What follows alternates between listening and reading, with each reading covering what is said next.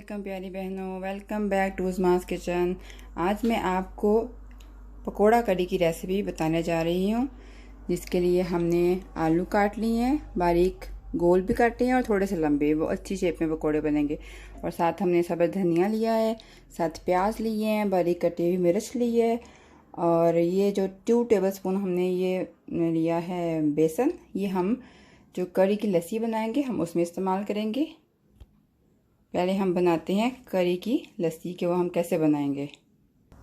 एक पैकेट हमने दही लिया है, उसको हम मशीन में डालेंगे। तो यहाँ हमारे पास ऐसी फैसिलिटीज़ नहीं है कि हम उसी वक्त कहीं से लस्सी का इंतज़ाम करें, यहाँ से नहीं मिलती इस तरह से, इसलिए हमें ये खुद ही घर में बनानी पड़ती है। थोड़ा सा पानी ऐड करेंगे और फिर हम इसको थोड़ा सा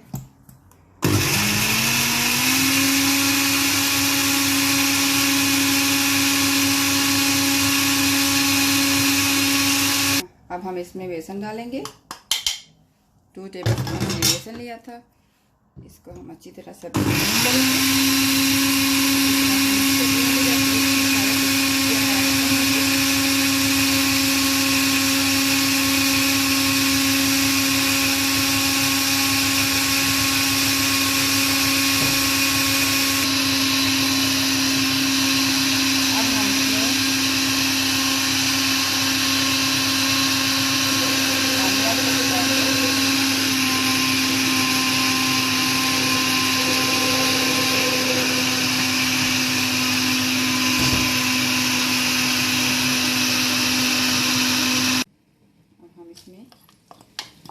पहले हम बनाएंगे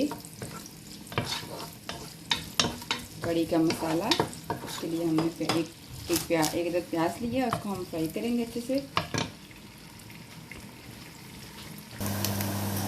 देखिए हम प्याज ब्राउन कर रहे हैं, थोड़े से प्याज ब्राउन हो चुके हैं, तो हम थोड़ा और ब्राउन करेंगे, क्योंकि जब अच्छे से ब्राउन प्याज होंगे तो उसका बहुत अच्छा टेस्ट आएगा। साथ हमने चावल उबलने के लिए रख दिए हैं। आधा किलो चावल लिए थे, 1 किलो पानी और उसके जायका नमक। करी चावल बहुत अच्छी एक रेसिपी है, बहुत टेस्ट आता है खाने को, बहुत मज़े के लगेंगे आपको। चावल के साथ करी चावल खाते हुए आप रोटी साथ खा सकते हैं, आप नान के साथ भी खा सकते हैं। देखें जैसे हमारा अब ये तैयार हो चुके हैं, ब्राउन हो गया। अब इसमें सारे मसाला चार, नमक 1 टीस्पून, 1 टीस्पून मिर्च, आधी टीस्पून हल्दी और करी, सारे मसाले इसमें डाल देंगे और फिर इसमें हम थोड़ा सा पानी ऐड करेंगे।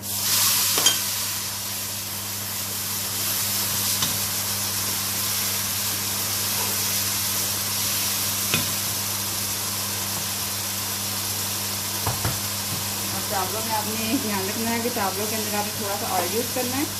और जो मैं चावल बनाती हूँ उसमें मैं पानी नहीं निकालती, पानी इसके अंदर रहता है, बहुत टेस्टी चावल बनते हैं। आप भी ट्राई कीजिएगा कि जब हम उसका पानी निकाल देते हैं तो चावलों का टेस्ट बिल्कुल इसका खत्म हो जाता है।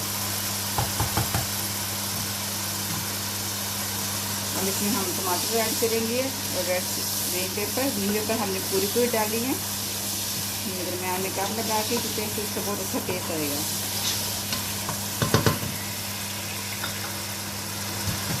देखिए हमारा मसाला अच्छे से पक गया है, टमाटर भी अच्छी तरह से मिक्स हो गया है। अब हम इसमें जो हमने दही की लस्सी बनाई थी वो ऐड करेंगे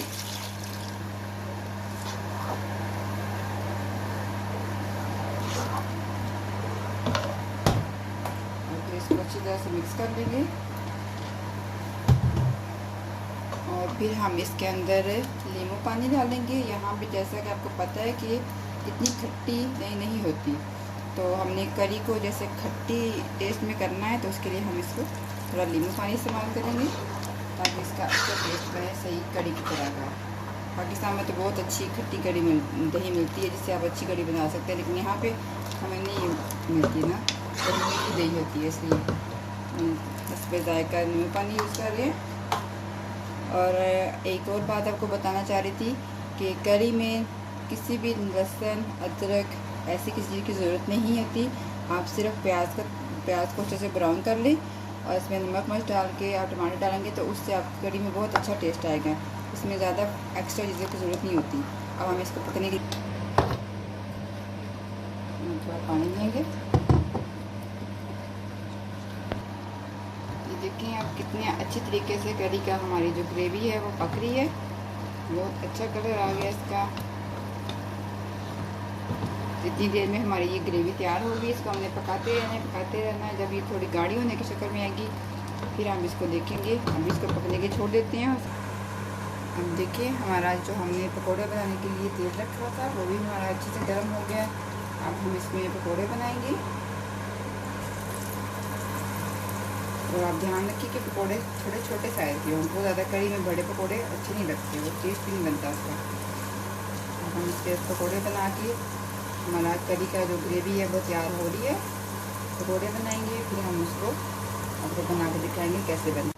ये देखिए अब हमारी ग्रेवी बहुत अच्छे से पक चुकी है। अब हम इसमें थोड़ी सी मेथी को इसे रगड़ कर डालेंगे इसके अंदर।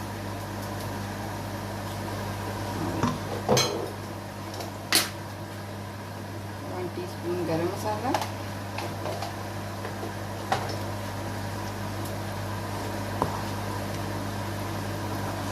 बहुत अच्छी खुशबू आ रही है कड़ी की। उम्मीद करती हूँ आपको बहुत पसंद आएगी, आप ज़रूर ट्राई कीजिएगा। अब हमारे पकोड़े भी तैयार हो चुके हैं। अब हम इसमें पकोड़े ऐड करेंगे।